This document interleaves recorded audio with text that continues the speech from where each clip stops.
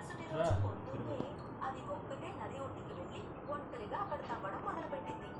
అది దాని ముక్కుని నేలకి వేసి కొట్టేది. అక్కడ వచ్చిన మట్టిని రెక్కల సహాయంతో పక్కకి తీసేది.